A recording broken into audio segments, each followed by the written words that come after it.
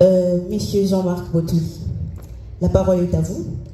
Mais avant, est-ce que vous êtes totalement d'accord avec l'approche de Madame Christelle ou vous avez une approche bien contraire? Merci. Beaucoup d'honneur pour une dame qui a fait plus de 70 événements. On peut que l'acclamer, et si on peut l'acclamer, c'est un événement. C'est beaucoup, c'est beaucoup. Évidemment, il y a beaucoup d'écoles, il y a beaucoup de doctrines, il y a beaucoup de contradictions. Le monde évolue parce qu'il y a des contradictions. Si nous tous nous sommes de même avis, nous n'allons pas évoluer. Et je pense que la contradiction doit se faire dans la tolérance et dans le respect surtout. Comme pour dire, vous avez la réponse. D'accord. Donc, vous pouvez commencer maintenant votre intervention. Merci, je suis Jean-Marc Botouli, maître des cérémonies. J'ai fait plus de 300 cérémonies. On acclame parce que je suis un homme. Si j'étais une femme, tout le monde aurait acclamé. C'est la discrimination masculine. Nous devons chercher l'égalité des sexes avec vous parce que vous avez beaucoup plus d'avantages que nous. Vous comprenez? Alors, on m'a dit que nous devons sublimer nos mariages, nos cérémonies. Lorsqu'on parle de sublimer, si je ne me trompe pas, c'est le verbe latin sublimant, c'est-à-dire nous devons faire une chose extraordinaire, pas comme on le fait tout le temps, pas comme on est habitué de le faire. Alors, aujourd'hui, j'aimerais vous dire que la personne la plus importante du mariage ou d'une cérémonie, c'est le hôte de la cérémonie, c'est-à-dire le marié ou ainsi de suite. Et la deuxième personne, c'est l'assistance, c'est-à-dire c'est le public, et vous venez en troisième position. Voilà pourquoi j'aimerais parler dans cet ordre d'idées. Je ne sais pas si je devrais vous retourner la parole ou je continue. Ok. Alors j'aimerais vous dire que le principe que vous devez cultiver aujourd'hui, c'est que le public est la femme la plus belle à courtiser. Est-ce que les hommes sont là? Est-ce que les hommes qui savent draguer sont là? Est-ce que les hommes qui ont dragué hier sont là? Bah, celui qui ne sait pas draguer, je vais lui donner 2 mots. Je disais que le public est la plus belle femme à faire quoi? S'il vous plaît, la plus belle femme à faire quoi? À courtiser. Vous comprenez? Alors, dans une cérémonie, c'est vrai qu'il y a une préparation de mariée, mais la chose devient plus intéressante par rapport à qui participe dans la cérémonie. Ce sont les mariés qui ont voulu avoir leur cérémonie, mais pourquoi ils invitent? Vous posez des questions, pourquoi on invite? C'est-à-dire, on invite pour que les gens puissent... Donnez-moi le verbe qu'il faut. On invite des gens dans les fêtes pour être témoin de 3. Donc vous là, vous n'êtes jamais parti dans une fête. S'amuser, ainsi de suite. Alors, c'est comme une voiture, on doit chercher un chauffeur. Alors le maître de cérémonie devient le chauffeur de la voiture qui est mariage. Quand le chauffeur ne sait pas faire, il y a accident, vrai ou faux? Quand le chauffeur ne sait pas faire, il y a problème, on n'évolue pas. On avance mieux parce qu'il y a un bon chauffeur. Alors, le maître de cérémonie, c'est le chauffeur du mariage, de l'activité. Étant le chauffeur de l'activité, il doit connaître toutes ses composantes. Est-ce que le véhicule est en bon état? Qu'est-ce qui est dans le véhicule? Ainsi de suite. Tout ça, c'est ce qu'on fait programme, toutes les informations que vous avez à voir. Et dans le même principe du public et la plus belle femme à courtiser, j'aimerais dire aux maîtres de cérémonie qui sont ici, vous êtes maître de cérémonie pour vos publics, vrai ou faux? Vous n'êtes pas un maître de cérémonie pour vous-même. Voilà pourquoi je dis, le maître de cérémonie n'est pas un présentateur d'émission. Quelqu'un qui vient pour amener quelque chose du live. Si vous parlez à quelqu'un au téléphone, c'est différent de quand vous parlez en face. Vous voyez? Alors, la plupart des cas, nos amis qui font la télé confondent des choses. Ils sont plus à la télé parce qu'ils sont devant la caméra, mais nous on est plus devant les gens. Quelqu'un peut crier nous, bah, toi tu es devant lui. Est-ce que vous comprenez? C'est différent. Nous n'avons pas les mêmes interactions. Là, je suis en contact direct avec vous. Et quand on est à la télé, on est à la télé. Et quand on amène la télé dans une cérémonie, on pense que la cérémonie devient la télé. Conséquence, le public s'ennuie. La fête était bonne, mais les maîtres de cérémonie étaient ennuyeux. Pourquoi le maître de cérémonie était ennuyeux? Pas parce qu'il ne sait pas parler français, mais parce qu'il nous a fait rien ressentir. Et de là, je dis que la femme la plus belle à courtiser, c'est votre public. vous devez vous poser la question, qu'est-ce que cette fille veut? Le public doit devenir mon public. Lorsque je parle, le public se sent une partie de moi. Et là, j'aimerais dire à tous ceux qui sont maîtres de cérémonie ici, pour que vous ayez le public à votre compte, il faut être intéressant. Vrai ou faux? Si vous n'êtes pas intéressant, vous n'aurez pas le public pour vous. Si vous n'êtes pas intéressant, vous n'allez pas courtiser le public. Alors, être intéressant, c'est synonyme à quoi? C'est ça la question. Parce que je ne sais pas si on sera dans la même longueur d'idée, mais moi je pense que être intéressant, c'est capter l'attention des gens. Être intéressant, c'est de donner aux gens ce qu'eux veulent. Je vous donne un exemple. Si tout le public ici, vous avez un problème d'eau, et moi je suis un député national, je viens pour vous dire, écoutez, demain je vous donne tous les biscuits. Est-ce que ça aura un impact sur vous? Non.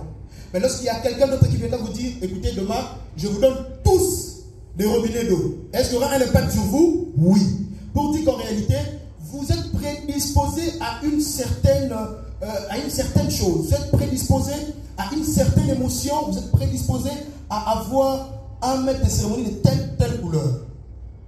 Pour le maître de cérémonie, le public est la première exigence. C'est-à-dire, si mon public veut du français, je fais du français. Si mon public veut du lingala, je fais le lingala. Ce n'est pas la langue forcément qui fait le maître de cérémonie, mais c'est la communication qui fait le maître de cérémonie. Parce que communiquer, du latin communicare, ce qui signifie être en relation. Imaginez, je vais vous dire une chose ici et j'aimerais voir la réaction.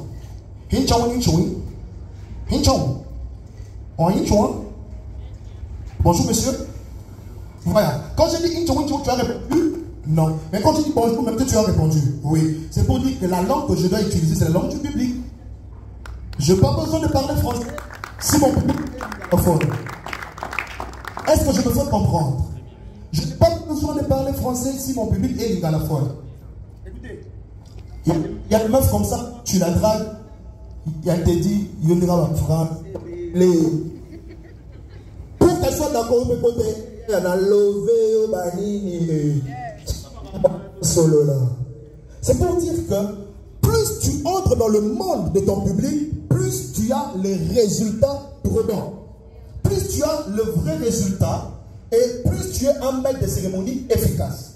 Voilà pourquoi de là j'aimerais faire la différence entre un maître de cérémonie et un maître de cérémonie efficace. En passant par Chris, en passant par Abdul Kaba et tous ceux qui restent, vous comprenez avec moi qu'un maître de cérémonie efficace, c'est celui qui a une touche d'animation. Vrai ou faux? Vrai. Parce que je ne me vois pas appeler quelqu'un dans ma fête pour me faire la récitation et comme le renard. Vous non. Je besoin que quelqu'un me fasse ressentir que je suis l'homme le plus beau de la soirée. Pourquoi je t'ai payé? Pour que tu me fasses ressentir que je suis éblouissant. C'est pour dire, qu'est-ce que votre public veut? C'est ce que vous lui donnez. Qu'est-ce que le hôte de la cérémonie veut? C'est ce que vous pouvez lui donner. Si votre véhicule n'a pas de carburant, cherchez le carburant. C'est pour dire à un maître de cérémonie ici, si vous n'avez pas une touche d'être intéressant, allez chercher comment être intéressant. Si je vous dis, ne cherchez pas la comédie, ne cherchez pas l'ambiance, j'aimerais vous dire, n'évoluez pas. Mais moi, je peux vous dire, cherchez la comédie, cherchez l'ambiance, parce que ces choses-là détendent les humeurs et donnent la possibilité au public de savourer l'événement. Est-ce qu'on est d'accord? Parce que je peux prendre le cas contraire. Si ce n'était pas par exemple un mariage, ça serait un deuil. Est-ce que vous pensez qu'au deuil, je dirais aux gens, levez-vous, est-ce qu'on peut acclamer? On peut acclamer pour celui qui est mort. Oh, est-ce qu'on peut acclamer pour notre défunt père? Il faut acclamer, le défunt père est parti. Acclamer, non. Mais lorsque je suis dans un mariage, je dis aux gens, est-ce qu'on peut acclamer le marié? Pourquoi? Parce qu'il faut tenir compte des émotions de l'événement. Le mariage est fait pour mettre les gens dans la joie. Et le maître de cérémonie doit être une personne ressource. Ce qui signifie, je suis maître de cérémonie, mais quand il faut faire rire, je ferai rire. Parce que je suis une ressource. Je n'ai pas besoin, si je dois prester, on m'amène 4 autres acteurs pour me compléter. Okay. Oh, Quelqu'un n'a pas compris ce que je dis. Tu as une prestation, mais pour que tu sois complet, on doit amener 4 autres acteurs. Comédiens, humoristes, ainsi de suite. Non, je suis maître de cérémonie et je peux assumer le 4 rôles en moi-même. Parce que en réalité, c'est moi qui connais comment la voiture va fonctionner. Est-ce qu'on est ensemble? Imaginez, nous sommes dans un business. Si je suis maître de cérémonie, simplement, on doit me payer $500. Alors, comme je n'ai pas une touche de danse, on doit chercher un coach en danse. Et du coup, on enlève 100. Si je n'ai pas l'humour, on doit chercher un humoriste. Parce que celui qui fait son événement, il a besoin de tous ces gens-là. Est-ce que vous comprenez?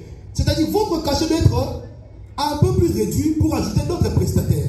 Mais si je suis un maître de cérémonie humoriste, je m'y connais en danse, je m'y connais en tel autre domaine, je peux assurer ce domaine et maximiser mon profit.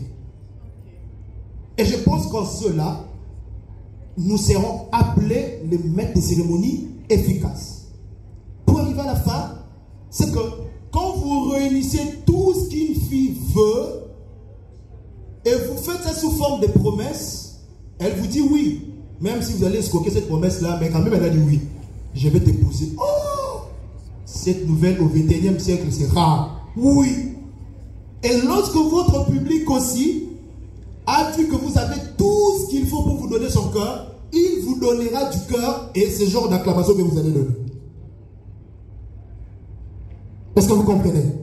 Donc, en cela, j'appelle tous les maîtres de cérémonie à être de ressources, à être polyvalent et capable d'assurer une fête du début jusqu'à la fin. Et si vous avez compris et que vous serez efficace, acclamez pour vous-même. Merci, Shabbat. Mais vous acclamez comme si vous n'êtes pas ciblé. Je suis ciblée moi-même par vos deux interventions. Là, on passe maintenant aux questions. Est-ce qu'il y a des gens qui ont des questions par rapport à comment cibler un mariage? S'il te plaît. Merci. Lorsqu'il y a une crise, qu'est-ce qu'il faut faire pour remédier à la crise? Est-ce que vous savez c'est quoi le vaccin? Le vaccin? Ouais. Pour prévenir le virus. Le vaccin, c'est les mêmes virus transformés et on injecte. Vaccinez-nous.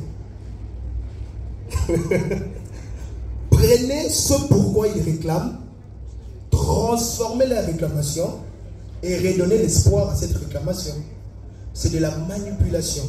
Un maître de cérémonie, c'est un manipulateur. Je comprends qu'il y a quelque chose qui ne va pas. Je suis devant les gens. Je ne dis pas la maladie, je comprends la maladie. Je prends la maladie et je refais la situation pour donner de l'éclairage. Je vous donne un exemple. Les gens crient. Je ne réponds pas tout de suite. J'attends que le marié n'arrive et je leur dis, messieurs, mesdames, je présente mes excuses. Mais sachez que le président de la République a appelé mes mariés. Dites-moi si il devait partir chez le président ou devait venir ici d'illico. Ils vont vous donner des réponses, mais ça sera pour blaguer. Et la chose sera remédiée. Donnez-leur ce qu'ils veulent et vous allez être un MC du cœur. Voilà, merci pour la question. Ça me ramène justement à l'une de mes astuces, c'est cerner votre public. Par rapport à certaines pratiques ou à certains éléments qui peuvent être mis en place, cela dépendra évidemment devant quel public vous vous trouvez. Un public qui généralement